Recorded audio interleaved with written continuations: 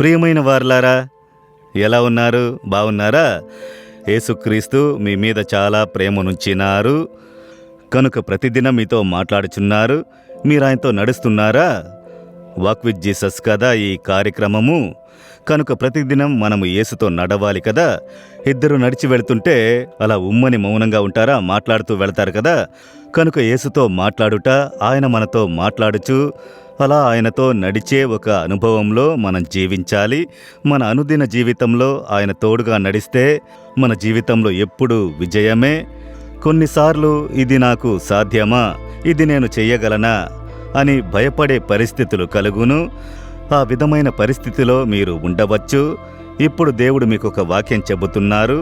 ఫిలిప్పు 4వ అధ్యాయము 13వ వచనము, నన్ను బలపరచువానియందే నేను సమస్తమును చెయ్యగలను. ఒక భక్తుని అనుభవము ఇది. అమెరికా దేశంలో ఇవాండర్ హోలీఫీల్డ్ అని చెప్పి ఒక బాక్సింగ్ వీరుడు ఉండేవాడు. అతడు చిరుప్రాయము నుండి యవ్వన ప్రాయము మొదలుకొని బాక్సింగ్కు తనను అలవర్చుకున్నాడు. ప్రపంచ ఛాంపియన్ కావాలి బాక్సింగ్ క్రీడలో అన్నది అతని ఆశ. చిరుప్రాయం నుండి అందుకొరకు తర్ఫీదు పొంది ఇప్పుడు మంచి పరిస్థితికి వచ్చాడు. అనేక పోటీలలో విజయం పొంది సాధించి వచ్చి ఇప్పుడు ప్రపంచ ఛాంపియన్తో పోటీ పడాలి. అప్పుడే ఇతడు ప్రపంచ ఛాంపియన్ కాగలడు. అతనితో పోటీపడి విజయం సాధించాలి. దాని కొరకై తనను సిద్ధపరచుచుండెను. అలాంటి ఒక సందర్భం వచ్చింది.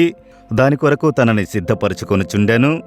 అలాంటి సమయములో అతని హృదయంలో ఒక బాధ కలిగినది. అందుకని డాక్టర్ దగ్గరకు వెళ్ళినప్పుడు వారు పరిశోధించి చెప్పారు, నీ హృదయం వీక్గా ఉన్నది, నీ హృదయం బాధింపబడి ఉన్నది, కనుక నీవు హార్ట్ ట్రీట్మెంట్ తీసుకోవాలి అని చెప్పి కొన్ని వైద్య పరీక్షలు చేసి చెప్పారు. ఇక మీదట నీవు బాక్సింగ్ ఆడకూడదు, అది నీ ప్రాణమునకు ఆపదగా మారును. నీ హృదయం చాలా బలహీనపడి బాధింపబడినందున ఇక నీవు జాగ్రత్తగా ఉండాలి, బాక్సింగ్ ఆడకూడదు అని చెప్పారు. ఇతని కళ ప్రపంచ బాక్సింగ్ ఛాంపియన్ కావాలి అన్నదే. ఇప్పుడు హృదయము విరిగిపోయినది. ఇలాంటి ఒక బలహీనత వచ్చింది కదా. ఇంతవరకు దాని కొరకే నా జీవిత కలగా నన్ను సిద్ధపరచుకొనుచుంటిని అని. అతడు యేసు మీద విశ్వాసం కలిగిన ఒక స్నేహితుడు. అందువలన అమెరికాలో ఒక ఆరాధనకు వెళ్ళారు. అక్కడ బెన్హిన్ అనే ఒక సేవకుడు. అతడు రోగుల కొరకై ప్రార్థన చేయుదురు. ఆ ఆరాధనలో ఇతడు ఉన్నప్పుడు యేసుని కరము అతన్ని తాకింది, అతని హృదయమును స్వస్థపరిచింది. ఆ సేవకుడు చెప్పాడు, ఇప్పుడు యేసు నిన్ను స్వస్థపరిచాను, గో అండ్ ఫైట్ అని చెప్పాడు.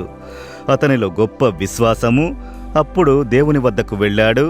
ఒక ప్రశ్న, డాక్టర్స్ ఇలా చెబుతున్నారు, సేవకుని ద్వారా నన్ను తాకి స్వస్థపరిచి ఆయన విశ్వాసపు మాటలు చెప్పారు, నేనేం చెయ్యాలి దేవా అని అడిగినప్పుడు ఈ ఫిలిప్పీయులకు 4వ అధ్యాయం 13వ వచనం ద్వారా దేవుడు మాట్లాడారు. నన్ను బలపరిచిన క్రీస్తునందు నేను సమస్తమును చెయ్యగలను, నాకు బలము ఉన్నది.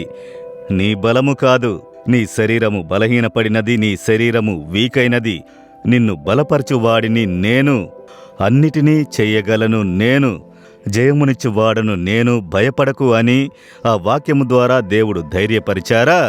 హృదయంలో గొప్ప ధైర్యం వచ్చింది. ఆ వాక్యమును అనుదినము చెప్పుటకు ప్రారంభించారు. నన్ను బలపరుచు క్రీస్తునందు సమస్తమును చేయుటకు నాకు బలమున్నది, నన్ను బలపరచు క్రీస్తునందు చెప్పగా ఒక గొప్ప ధైర్యము బలము కలిగినది. అదేవిధంగా ఆ ప్రత్యేక దినము వచ్చినది.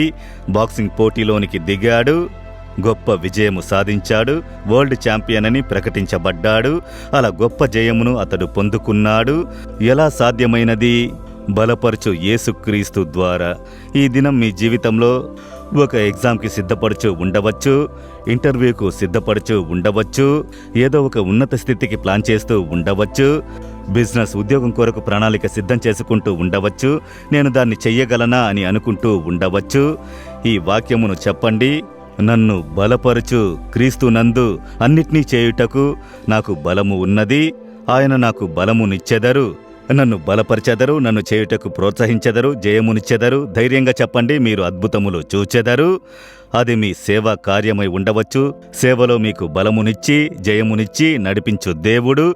విశ్వాసముతో చెబుతారా? అలాగే కుడి చెయ్యి పైకెత్తి, నన్ను బలపరచు క్రీస్తునందు అన్నిటినీ చేయుటకు నాకు బలము ఉన్నది. నన్ను బలపరచు క్రీస్తునందు అన్నిటినీ చేయుటకు నాకు బలము ఉన్నది. Amen, amen.